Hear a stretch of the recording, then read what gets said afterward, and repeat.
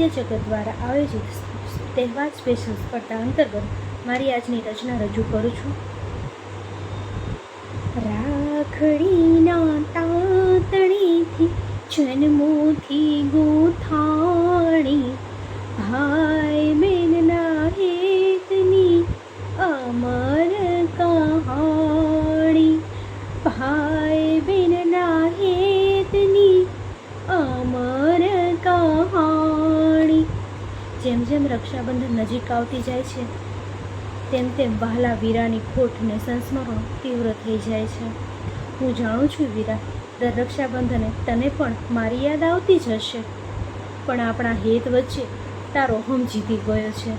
હું માનું છું મેં પ્રેમ લગ્ન કરીને બહુ મોટી ભૂલ કરી છે, પણ 3 વર્ષના અબોલા ને પિયરિયાના જુરાપામાં મને મારી સજા મળી ગઈ છે. પણ વીરા, હવે તો વ્યવહાર રાખ. દાનડા હંભારો વીરા તમે દોયલા,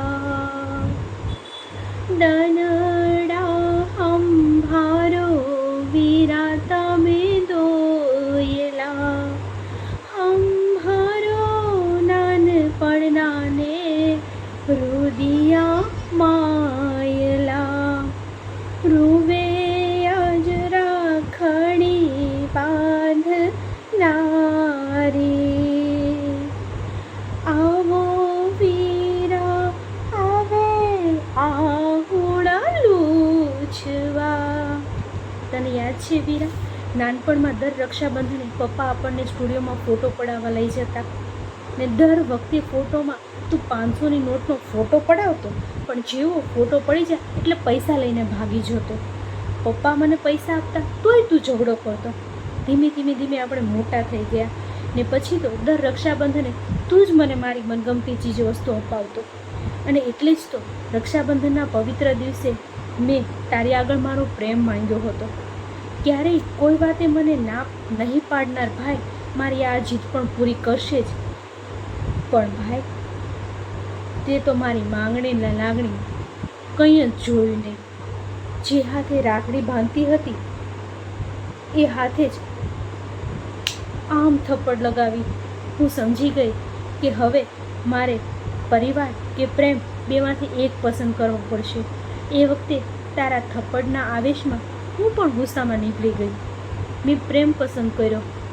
પણ વીરા, આવેશ ઓસરતા જ મને તું યાદ આવ્યો તો. તારો વહાલ સાંભળ્યા હું ખૂબ ખુશ હતી. મને કોઈ જ વાતનું દુઃખ નહોતું, પણ સાથે વિતાવેલી વહાલની વેરાએ મારી નીંદર વેરણ કરી નાખી હતી. અને એટલે જ મારી હાલત ન જોવાતા તારા બનેવી તારો સંપર્ક કરવાને અને તને સમજાવવાનો પ્રયાસ કર્યો. પણ તે તો કહી દીધું કે મારે તો કોઈ બહેન જ નથી. હું કેવી રીતે કહું કે મારે કોઈ ભાઈ નથી? હું તને એવું ના કહી શકું મારા વીરા.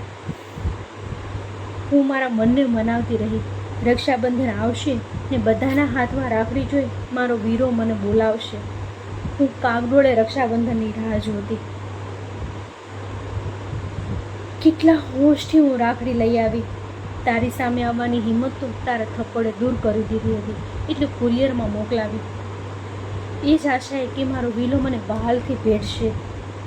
પણ મારી નિરાશા મને ઘેરી મળી જ્યારે તે મોકલાવેલી આ રાખડી પાછી મળી.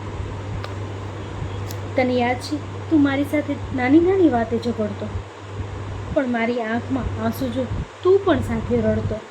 એમાંય જ્યારે હાર્ટ એટેકમાં અચાનક મમ્મી આપણને છોડીને જતી રહી એ પછી પહેલો તહેવાર રક્ષાબંધન આવ્યો ત્યારે કેટલું રડ્યા હતા આપણે એકબીજાને ગળે લગાડીને. ત્યારે તે જ મને શાંત કરતાં કહ્યું હતું, યાદ છે? જ્યાં સુધી રહેશે ચાંદો સૂરજ, કરતો રહીશ તને વહાલ મારી બેનડી, હટી છે માની છાય બનીશ માનો ઓછાયો, હરદમ તારી સાથે રહેશે તારો માંજણ્યો આ જાયો. હું ખૂબ રડી, પણ મને છાની રાખનાર મારો વીરો ના આવ્યો. આપણા વહાલમાં વટ આટલો વેરી બની જશે એની તો મને કલ્પનાય નહોતી. હું કાગડોળે તારી રાહ જોતી, પણ દર રક્ષાબંધને તું રાખડી પાછો મોકલાવતો. પણ સતત 3 વર્ષથી અવહેલના પછી હવે આ ચોથી રાખડી પણ તું પાછી મોકલીશ તો હવે આ હૈયો આ વ્રજઘાત સહન નહીં કરી શકે. એવી કોઈ સ્થિતિ જ નથી મારી સામે તો જો. મારી સામે તે ન જોયું તો કંઈ નહીં, પણ મારા ઉદરમાં રહેલા મારા બાળકને તો વિચાર, એને તો વહાલ કરવા આવ. બધા એની શ્રીમતમાં પિયરિયા આવે તો મારા પિયરિયા કેમ નહીં? રક્ષાબંધનના પાવન દિવસે જ મારા શ્રીમતનું મુહૂર્ત છે. વીરા હવે તો વટ છોડને આવ.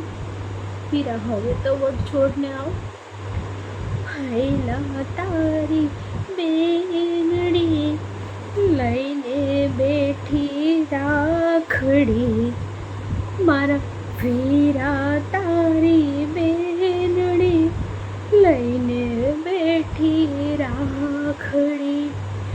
વહેલો આવજે ભૈલા, હવે થાકી મારી આંખડી. વહેલો આવજે ભૈલા, વાટ જુએ તારી બેનડી.